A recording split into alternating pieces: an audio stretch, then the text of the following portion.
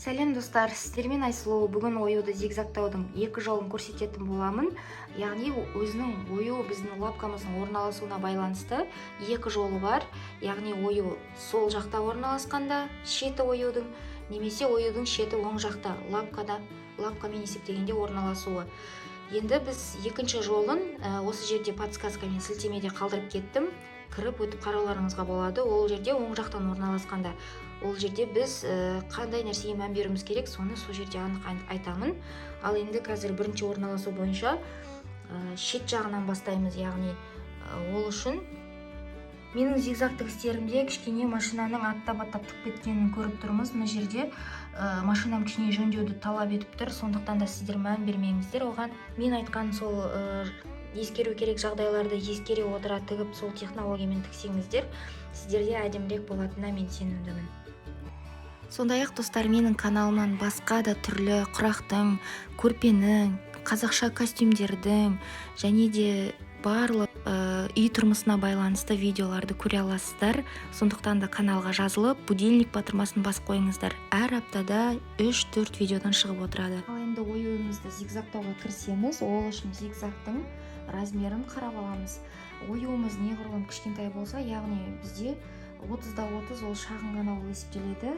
Үлкен көрпеге 50-50 сияқты үлкен біз ою жасап жатсақ, ол кезде үлкен размерлерді қоюға болады.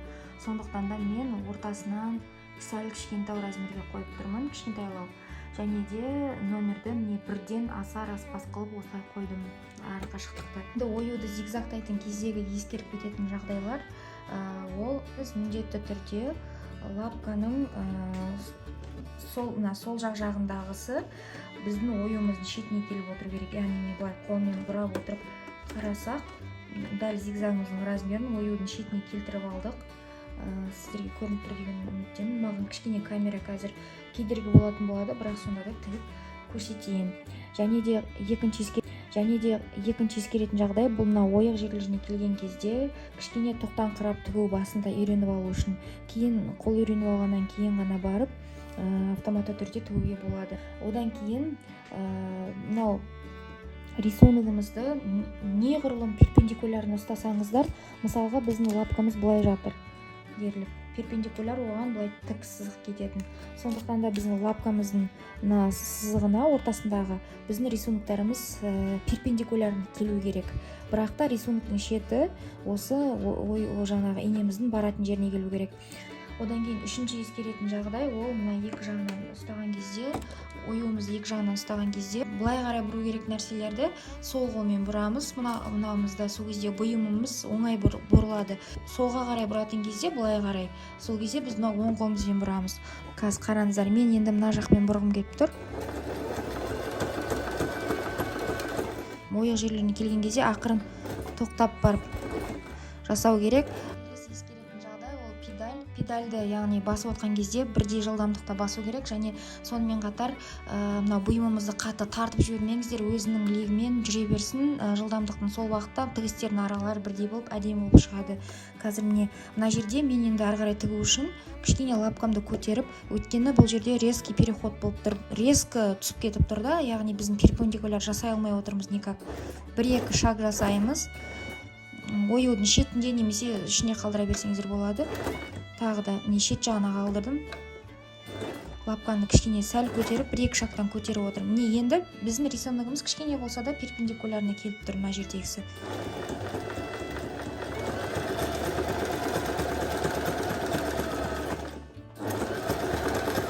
Мінекей мына жақпен мен оң қолмен ауыстырып отырмын жаңа. Енді мысалға қазір мына жерге келген кезде сол қолмен істеп жіберемін. Оң қолмен керісінше.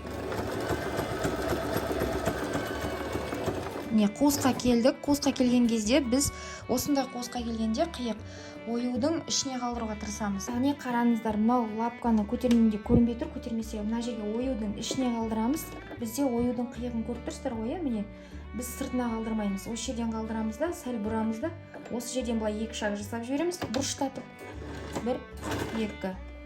Және де ауыстырып, тағы да кішкене қатты былай бұрмаңыздар, өзін ретпен бұрып отырыңыздар, сонда әдемі тігістер болады.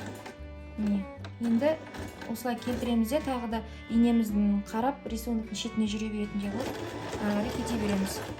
Енді мен мына жақта оң қолмен бұрамын.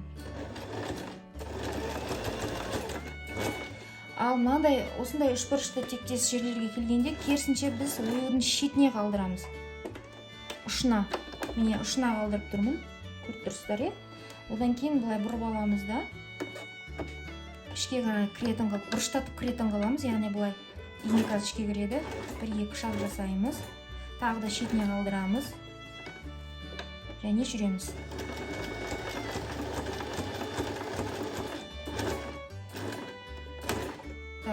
Осы жерге келген кезде де біз ішіне қалдыруымыз керек инені. Бұрыштатып бұрышын ақырын келтіреміз. Ары жүреміз. Машинам кішкене дұрыс тіңкіремей тұр. Лақтырып кетіп тұр жүктердің аралықтарын. Бірақ та осылай негізгі технологиясы осы.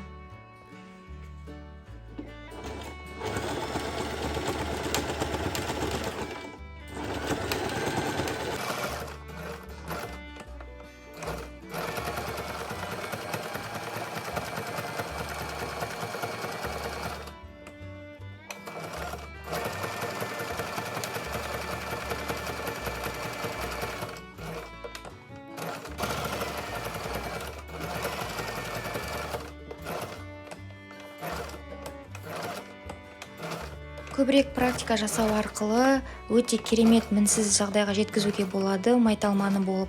Сондықтан да әрбір жерді, әрбір сызықты асықпай өзіңіздің махаббатыңызбен тігуді сіздерге кеңес беремін. Менің тігісінен де сіздерден әдемі шығатынына сенімдімін, себебі менің машинам мүлдем жұмысты дұрыс жасамай тұр. Сіздермен болған Айсұлу. Менің каналыма жазылып, видеомды бағалау ретінде сіздерден лайк, пікір күтетін боламын. Және де сау, саламатта болыңыздар. Арнадан алыстамас үшін подписка жасап қойыңыздар.